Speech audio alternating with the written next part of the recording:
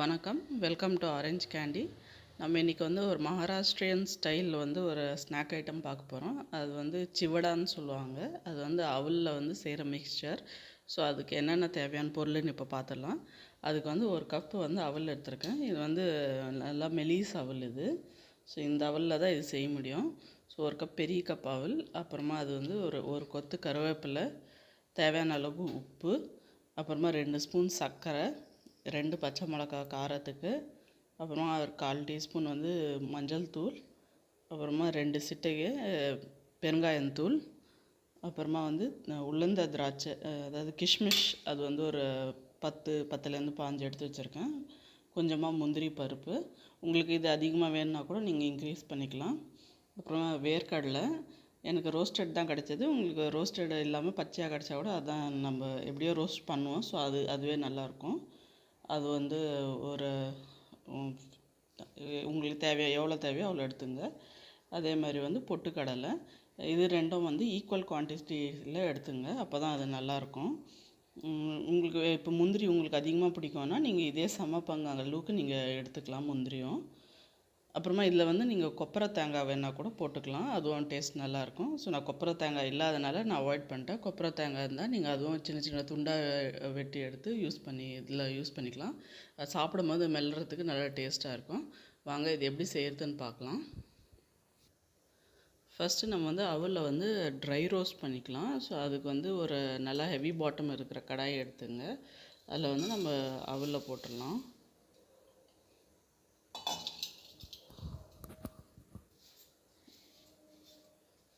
ரொம்ப கலராதீங்க, கலர்னால் உடஞ்சிடும். முடிஞ்சால் நீங்கள் வெறும் கடாயை கூட லேசாக ஷேக் பண்ணி கலந்து விட்டுக்குங்க.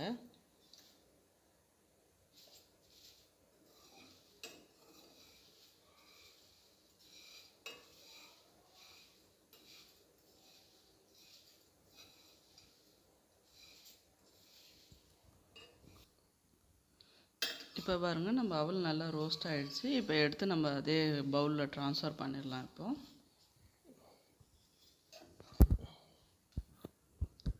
இப்போ நம்ம அதே கடாயில் வந்து 2 ஸ்பூன் எண்ணெய் விட்டுக்கலாம். அப்புறம் இதில் வந்து நம்ம எடுத்து வச்சுருக்க பொட்டுக்கடலை போட்டு வறுத்து எடுத்துக்கலாம்.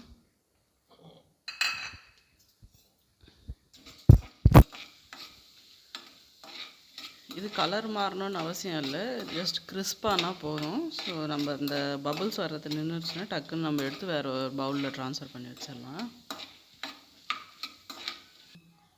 இப்போ இது நல்லா கொஞ்சம் எண்ணெயில் இது வறுபட்டுருச்சு. இப்போ நம்ம வந்து இதை எடுத்து ஒரு பவுலில் ட்ரான்ஸ்ஃபர் பண்ணிடலாம். இப்போ அதே எண்ணெயில் நம்ம முந்திரியும் திராட்சையும் போட்டு வறுத்துடலாம்.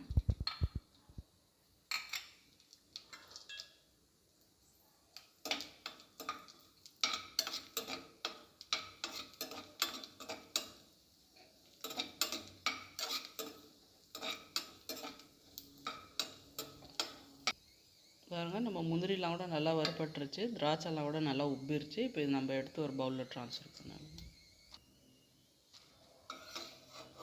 வந்து நம்ம இருக்கிற வேர்க்கடலையும் இதே எண்ணெயில் போட்டு நம்ம வறுத்து எடுத்துக்கலாம்.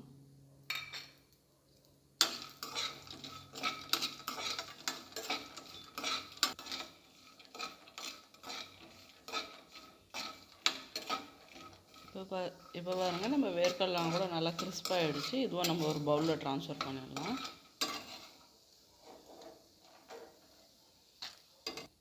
இப்போ இந்த கடாயில் நம்ம இன்னொரு 2 ஸ்பூன் எண்ணெய் விட்டுக்கலாம். எண்ணெய் விட்டு நம்ம எடுத்து வச்சுருக்க பச்சை மிளகாய் ஆட் பண்ணிடலாம். எண்ணெயில் நல்லா காரம் இறங்கிட்டோம். கூடவே கருவேப்பிலையும் ஆட் பண்ணிடலாம்.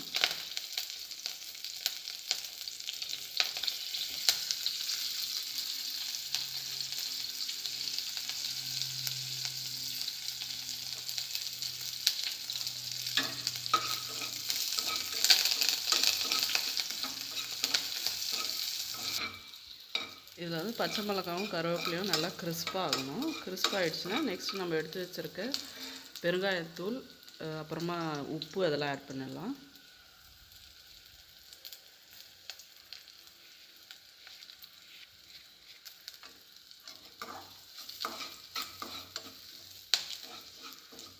நெக்ஸ்ட்டு வந்து நம்ம எடுத்து வச்சுருக்க சர்க்கரையும் வந்து மஞ்சள் தூளையும் ஆட் பண்ணிடலாம். சர்க்கரை நல்லா கொஞ்சம் கேரமலைஸ் ஆகணும். கலரிட்டே இருங்க, இல்லைன்னா அடி பிடிச்சிரும்.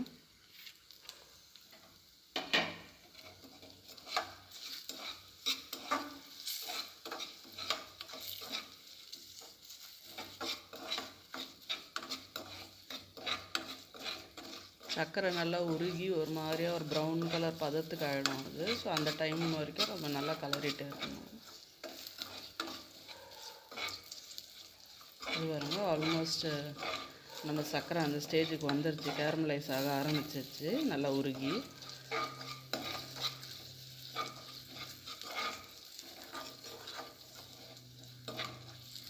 இப்போ வந்து நம்ம இப்போ பொரிச்சு வச்சுருக்க வறுத்து வச்சுருக்க அவலை வந்து இதில் ஆட் பண்ணிக்கலாம்.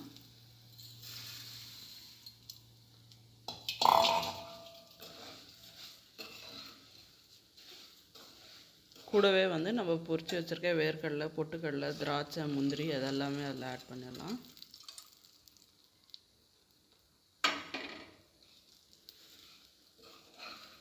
இப்போ இதெல்லாம் நல்லா கொஞ்சம் கலந்து விடுங்க.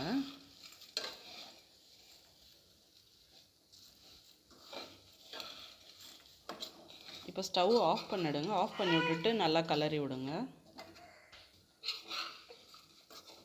இப்போ ஸ்டவ் ஆஃப் பண்ணிவிட்டு இந்த ஸ்டேஜில் நல்லா கலரி விட்டுங்க. கலரி விட்டுட்டு ஒரு 2-3 நிமிஷம் அந்த கடாயில் அப்படியே அந்த சூட்லேயே அந்த அவல் இருக்கட்டும். அப்போ தான் அந்த ஃப்ளேவர்ஸ்லாம் அப்சர்வ் ஆகும்.